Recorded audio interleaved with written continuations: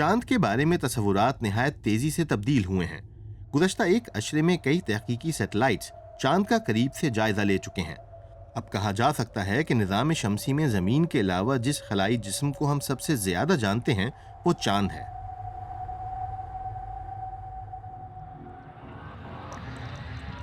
کئی دہائیوں تک یہ سوچا جاتا رہا کہ چاند کے جنوبی قطب پر ممکنہ طور پر پانی برف کی صورت میں ہوگا۔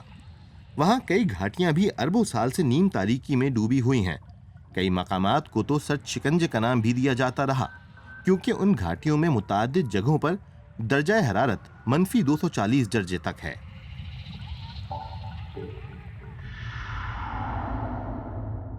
پھر سن 2009 میں امریکی ریسرچ سیٹلائٹس نے ان گھاٹیوں کے راز ہم پر کھولے اور تصدیق کی کہ پانی سے متعلق ہمارا مفروضہ درست تھا۔ ناسا کا تجزیاتی خلائی جہاز چاند کے قریب انتہائی نچلے مدار میں گردش کرتا رہا۔ ناسا نے ایک راکٹ ایک گھاٹی میں پھینکا اور پھر ایک چھوٹے سے خلائی جہاز کی مدد سے اس گھاٹی سے اڑتی ہوئی گرد کا مطالعہ کیا۔ پھر ایک اور راکٹ اس گھاٹی میں داغا گیا۔ لونر ریکونیسنس آربیٹر نامی اس راکٹ میں موجود مختلف آلات کی مدد سے جانچا گیا تو اڑتی ہوئی گرد کے بادلوں میں پانی موجود تھا۔ سن 2008 میں بھارت نے اپنا پہلا سیٹلائٹ چاند کی طرف بھیجا۔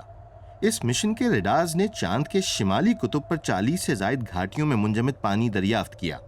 محققین کے خیال میں ایسا صرف وہیں ممکن تھا۔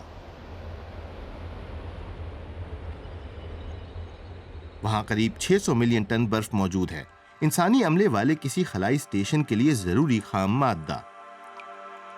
یہ پانی چاند پر ممکنہ طور پر شہاب ثاقب اور خلائی چٹانوں کے گرنے سے پہنچا، اور سورج سے چاند پر ہائیڈروجن ذرات کی بمباری بھی ہوتی رہتی ہے۔ یہ ذرات چاند کی سطح میں جذب ہو کر آکسیجن کی مدد سے پانی کی شکل اختیار کرتے جاتے ہیں۔ اس میں سے کچھ حصہ اڑ جاتا ہے اور کچھ قطبین کی گھاٹیوں میں جا پہنچتا ہے۔ ناسا کے لاری سیٹلائٹ نے ایک نہایت دلچسپ دریافت کی۔ پانی چاند کی تہہ سے مسلسل باہر نکل رہا ہے، خصوصاً جب چاند پر شہابیوں کی بارش ہوتی ہے۔ پانی والی پتھریلی سطح گرد کی تقریباً 1 سینٹی میٹر موٹی تہہ سے ڈھکی ہوئی ہے۔ چاند پر کس قدر وسائل موجود ہیں، آئندہ برسوں میں کئی روبوٹ وہاں جا کر اس بات کا جائزہ لے سکیں گے۔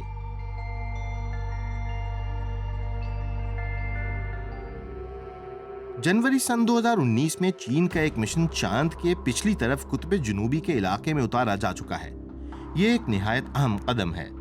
دیگر باتوں کے علاوہ تجزیہ کار سورج سے چاند پر پہنچنے والے ہائیڈروجن ذرات اور ان کے چاند کی سطح سے تعامل کی جانچ بھی کریں گے۔ جلد ہی بھارت کا ایک مشن بھی ایک چاند گاڑی کے ساتھ چاند پر اترنے والا ہے۔ یورپی خلائی ایجنسی ایک جدید لیبارٹری کی تیاری میں مصروف ہے۔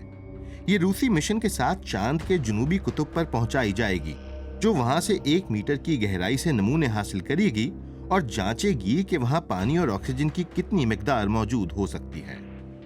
تحقیقی روبوٹ تمام تر معائنے اور تجزیے خود نہیں کر سکتے، اس لیے جنوبی قطب سے یہ نمونے زمین پر لائے جائیں گے۔ ان نمونوں کو چاند سے زمین پر لانے کے لیے نہایت پیچیدہ ٹیکنالوجی استعمال ہو رہی ہے۔ چینی خلائی ایجنسی بھی اپنے آئندہ مشن کے لیے ایسا ہی ایک منصوبہ بنا رہی ہے۔ چاند پر انسان کی واپسی سن 2030 سے قبل شاید ممکن نہ ہو۔